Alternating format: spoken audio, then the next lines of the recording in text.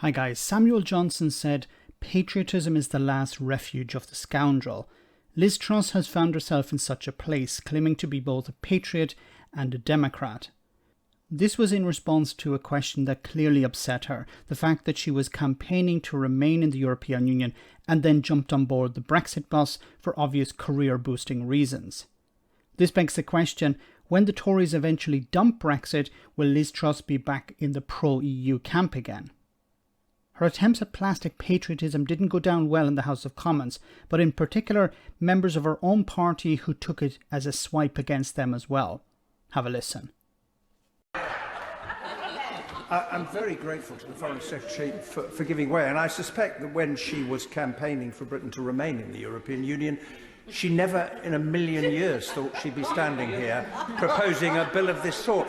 In the light of the comment she has just made about Article 16, why is the government not proposing to use the legal method to raise these questions with the European Union through the treaty that it signed, rather than one claiming necessity, when the Foreign Secretary is yet to give me a single example where the British government has claimed necessity for abrogating a treaty that it has negotiated and signed? Well, Madam Speaker, the reason I'm putting this bill forward is because I'm a patriot and I'm a Democrat. Once again, you know, she's run out of road. She's run out of steam. She has nothing left. Claiming to be a patriot and claiming to be a Democrat here. It's quite pathetic. And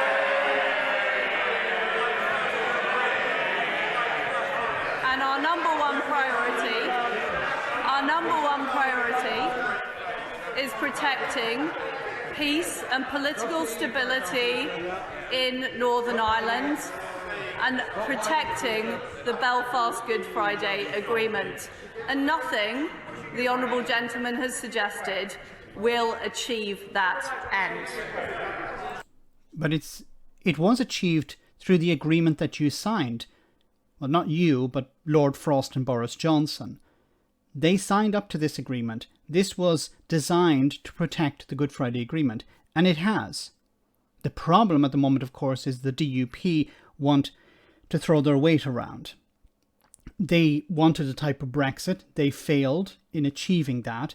So they're throwing the entirety of Northern Ireland, including businesses and both communities, under a bus in order to get their way. And sadly, the British government is going along with their game. Madam Deputy Speaker, I will finish off my remarks. The only way that we will uphold the Belfast Good Friday Agreement and fix the problems in Northern Ireland is to pass this legislation.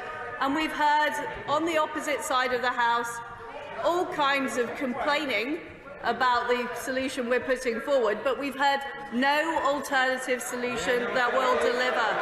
We've heard no alternative solution that will deliver. If the entire idea is to try to undermine the protocol, because the protocol is working in Northern Ireland and it has been demonstrated, and we are seeing now that Northern Ireland is outperforming the rest of the UK, with the exception of London. If that's clear for everyone to see, it's showing that, well, Brexit isn't going very well in the rest of the UK. And the Scottish Government would like to have something like the Northern Ireland Protocol. Businesses in Great Britain would like the rest of the UK to be back in the single market and the customs union because it would help them out. But by doing so, you'd be, in a sense, undoing Brexit. And you can't do that. So in order to defend Brexit, they're going along with this idea that, well, we need to undermine the Northern Ireland Protocol, or at least be seen to doing it. I want to be very clear. This is not my preferred choice. But in the absence of a negotiated solution, we have no other choice. There is no need for the EU to react negatively. They will be no worse off as a result of this legislation. Then why are you bringing it in? Of course they'll be worse off. They have said that it would undermine international law.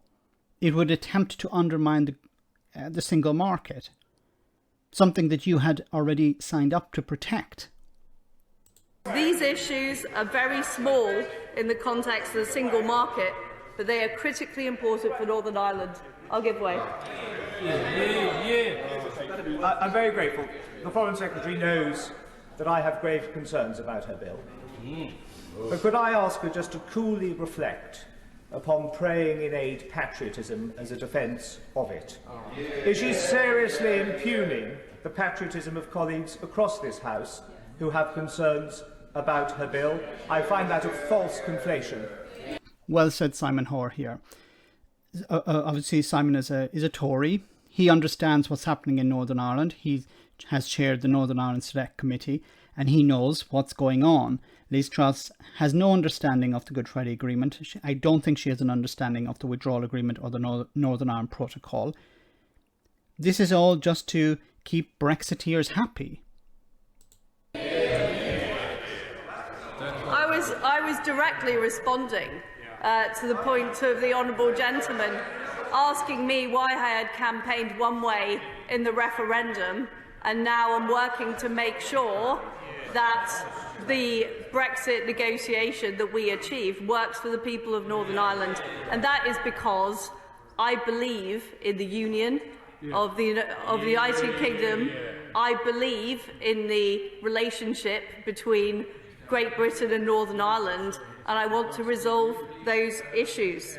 But there is no issue with the union. Boris Johnson, when he signed the agreement, said that this would not affect the union. Jacob Rees-Mogg stood up in the House of Commons and said this would not affect Northern Ireland's position constitutionally. So what the hell are you talking about here? Saying we need to do this because it's undermining the union. It's not show us how it's undermining the union. This is about goods moving from Great Britain to Northern Ireland. It's not about people. It's not about the constitutional status of Northern Ireland. This is all just an attempt to keep the Brexiteers within Northern Ireland society, those being the DUP and the TUV, happy, throwing them a bone, and at the same time showing that we're defending Brexit. We're trying to show that, look, in Northern Ireland it's not working, but in Great Britain it's working perfectly, even though businesses in Great Britain are struggling to export. They're struggling under mountains of paperwork that we're not doing anything to resolve.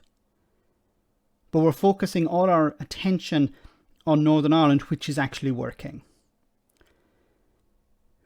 Just on a wider note here, Liz Truss obviously jumped on board the Brexit bus in order to further her career. She saw it probably earlier on in her career. She thought, okay, I could eventually become Prime Minister someday.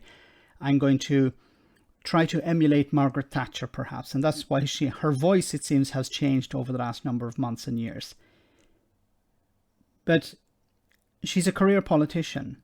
I don't think she actually cared about remaining in the European Union. She thought that was probably going to win. She thought the referendum would go in the direction of remaining in the European Union. That failed, so she said, well, I'll try something else to further my career. Let me know in the comment section, guys, what you think about all of this. As always, your comments are greatly appreciated. Thanks a lot.